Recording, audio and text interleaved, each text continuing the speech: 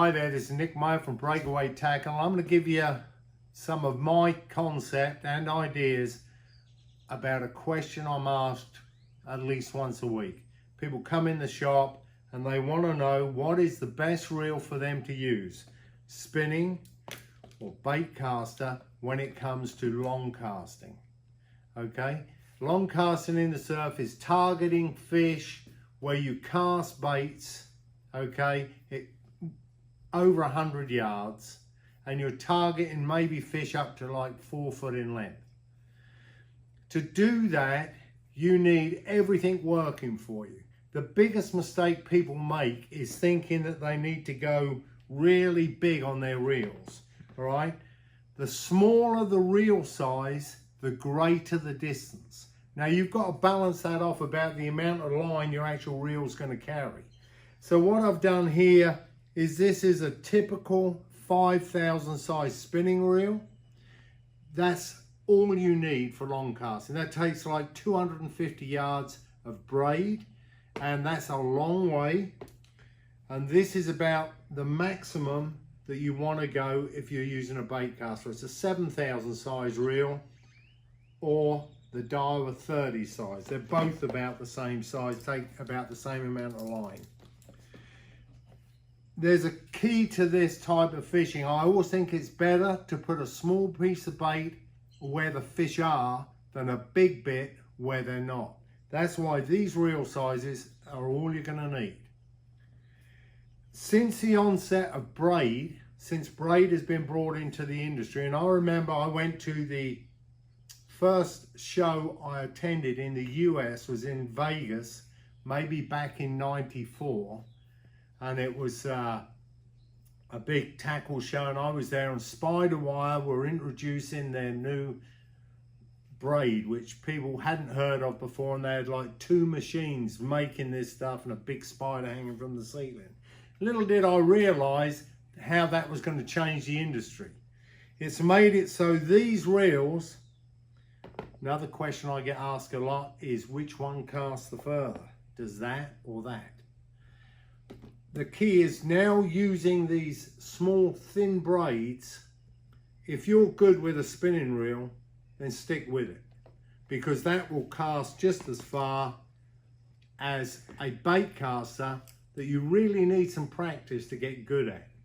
The other thing I want to clear up about using the bait casting reels while I'm talking about it, I get people coming in and they're buying a brand new reel off me and they're going, shall I put ceramic bearings in it?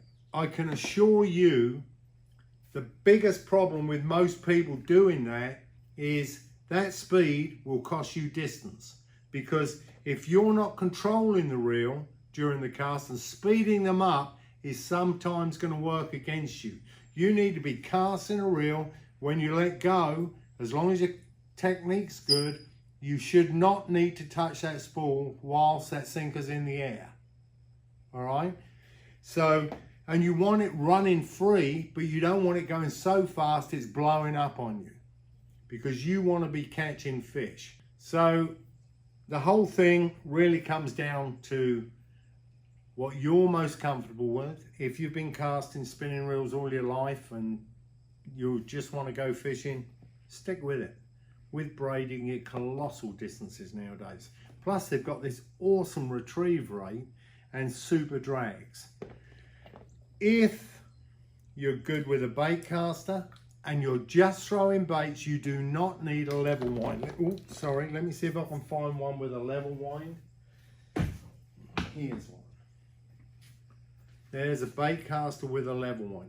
If you're throwing plugs, heavy plugs in the surf, you're going to need that, all right? Or you're going to be needing a spinning reel. As for maintenance and looking after them, they're both about the same. If you drop them in the surf, you've got to take this spool off, wash all the sand out. If you do that with this, take these side plates off, take your spool off and wash the sand out. That's basically all you've got to do. Keep them well lubed up. Do not over tighten your primary. This is your primary.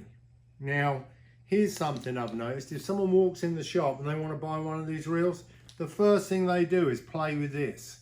you shouldn't do that. What you do is set the reel so there's just the slightest bit of knock in here, okay?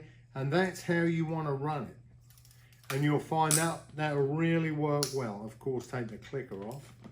A couple of things I want to show you is this surgical tubing, which I thoroughly recommend for bait casters. You put it on the base, on the foot of the reel, and it holds the spool at the beginning of the cast. As soon as you let go, let it go, and when the sinker hits the water, stop with just your thumb. But that prevents the line slippage during the beginning of the cast.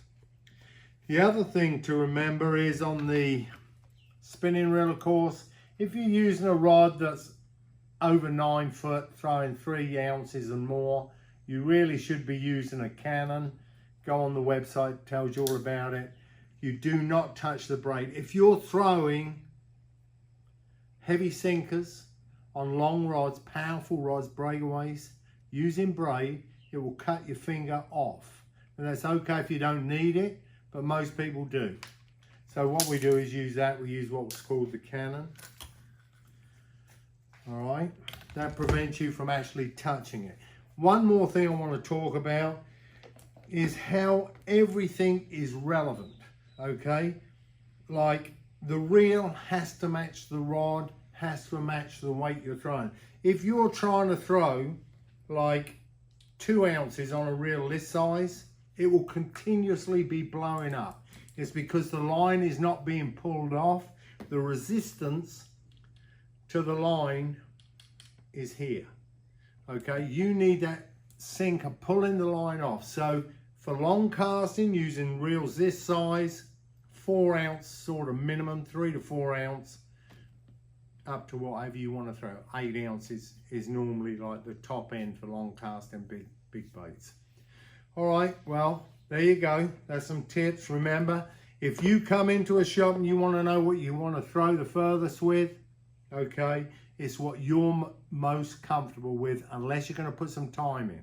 If you're going to put some time in, yeah, you can go baitcaster, but whilst that's in the air, you shouldn't be touching it, so don't go speeding them reels up if you can't control what's already going on. Nickaway from Breakaway. Just a point while we're talking about reels, line choice for these type of reels. I don't like you running braid on a bait caster. It doesn't run free enough for my liking. So I normally, on a reel this size, I will be running 25-pound mono as my running line, or 20-pound with a 60-pound shock leader. 30 foot of it on this size reel. On this, anything between 15 to 20-pound running line, again with a 60-pound shock leader. You need that shock leader to take the initial cast. On the spinning reel, it gets a little bit more complex. I'll use a 40-pound braid on a surf fishing reel spinner. I then go up to 80-pound braid, which I do about 30 foot of that. And then I have about 2 foot of fluorocarbon, which is really tough, but it is invisible apparently. I haven't asked a fish that question, but I'm sure it is. So that's what I use for fishing, because on a spinning reel, the braid does come off nice, but you got to be careful because the abrasion resistance on some of these really thin braids, you've got very little abrasion resistance. You've got super strong pulling power, but the abrasion resistance, you cannot beat diameter when it comes to abrasion. So that's my line choices for these reels. Okay, I often get questions of the benefits of the Breakaway Cannon, especially comparing it to what they call the old leather finger guard.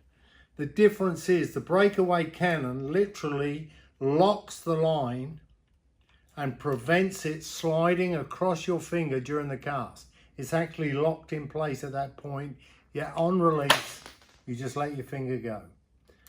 It increases your distance. Once you get used to it, your accuracy and your safety as far as finger damage. Okay, the benefits of a non-level wind reel and a level wind reel for long casting. If you've got a level wind, that effectively is your first guide. When you're long casting a reel, the line will literally lift off the line, off the spool like so, and float down to the first guide. This, it lifts and it's tucked down, so it slows the cast down. That's why you can cast further with a non-level wind. But if you're throwing lures, you definitely need a level wind, otherwise you're going to be working that backwards and forwards all day.